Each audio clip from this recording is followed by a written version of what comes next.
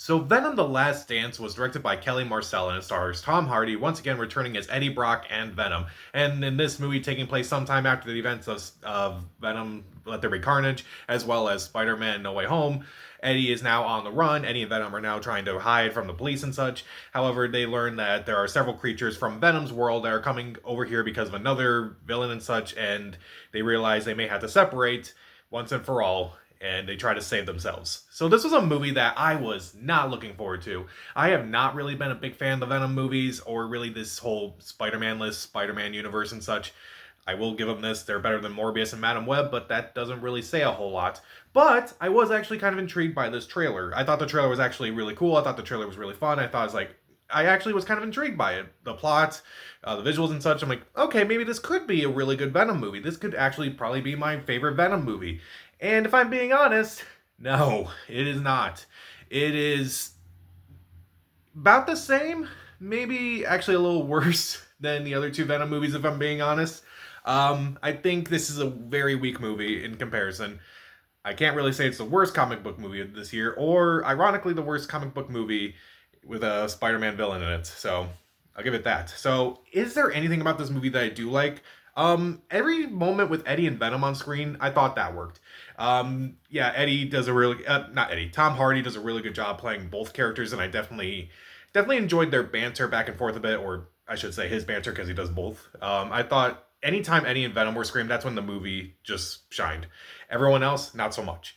I will say this is probably the closest that we will get to an R-rated Venom movie. There are some moments where it's like, okay, this is actually pretty gruesome, pretty graphic and such. Like, why didn't they just do this from the beginning? Why didn't they just do an R-rated Venom movie to begin with? But I digress. And admittedly, there are a few funny moments in this movie. There are some moments that are intentionally funny that were alright, mostly some of Eddie and Venom's back and forth and such. But there's also some unintentional funny moments. I don't know if it's like, to me, it felt like they were trying to create memes in some way, and I'm kind of just trying to laugh, and it's just kind of cringy at times. Like, there are moments where it's like you kind of see Venom transform into a creature where it's just hilarious. There's a song that's played towards the end of the movie, which is kind of hilarious to me that they picked that song of all songs to play. There's another moment when Mrs. Chen and Venom are dancing, and the song they choose, I'm like, why that song? I don't understand why they chose that song. There are some funny moments here and there, and you'll definitely get a laugh out of this movie at some point. The question is whether that's intentional or not. And I will say this, the third act I actually did like. The third act I thought was a lot of fun. It had a lot of action and such. It's like, okay, this is kind of what I wanted this movie to be like. It's definitely a good time, at least for the last, 30 minutes or so. But let's talk about everything else I don't like in this movie. Pretty much everyone else in this movie who is not Eddie and Venom. Pretty much everyone else in this movie, I did not like. Chiwetel Ejiofor, I felt like his character didn't really do a whole lot. Juno Temple's also in this movie. I felt like her character was not interesting. Mrs. Chen, wasted in this entire movie. You kind of saw everything in the trailer. But the worst characters are this family. I did not like the family that appeared in this movie. It was just so jarring. Like, I feel like I didn't care for anyone in this movie. I didn't really care for anybody in this movie whatsoever. And also, I felt like there were a few missed opportunities. Now, if you remember at the end of Let There Be Carnage and also in No Way Home, Eddie was transported into the MCU briefly, and this movie does not take advantage of that. Like, Chiwetel Ejiofor has appeared in both Venom and Doctor Strange. It's like, oh, that would be kind of interesting if you kind of make a reference to that. No, they don't even try.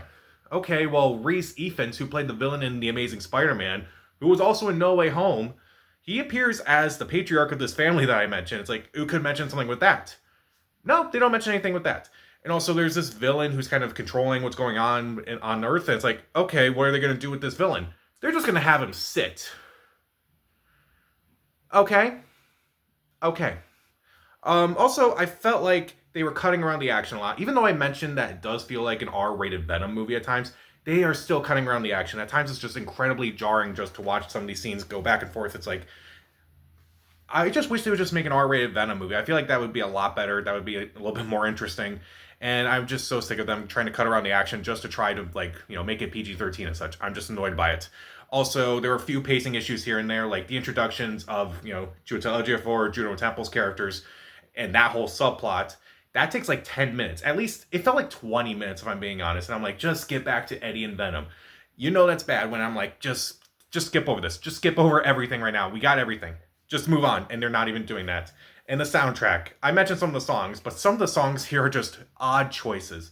Like, there's one by, I won't say who, but like, why? Like, why did you choose these songs? It doesn't really make any sense. I will give you one Queen song, that's it. But the other two, I'm like, this is just really random. It feels like they're trying to make it a joke. Like, they're kind of aware that, Venom is not necessarily high art in terms of, like, superhero movies and such. I'm not going to act like Venom was supposed to be an Oscar contender or anything like that. I thought Joker was going to be an Oscar contender, and look how well that turned out. But it's so ridiculous. The soundtrack is just really ridiculous at times. I did not think it was just felt like they were just throwing random songs in there rather than just like having stuff that actually meant something. I just didn't like it. I really did not enjoy this movie. So, Venom The Last Dance. Even though Eddie and Venom are still decent, the third act is fun. There are some funny moments, both intentionally and unintentionally. And I feel like it's also very close to an R rating for a Venom movie, which honestly, again, should have been the beginning of this movie franchise. But I digress. Everything else about this movie just let me down. The human characters, boring. The soundtrack, annoying. The pacing, clearly obvious. There are so many missed opportunities. They're cutting around the action a lot. I just hope we don't get another Venom movie for a while. Or if they do try to reboot this in the next few years, make it R-rated. I'll give Venom The Last Dance 1.5 out of 4 stars. Stream it. So, who's your favorite Spider-Man villain? Comment down below. Subscribe to the channel. This is Pat. Stay safe.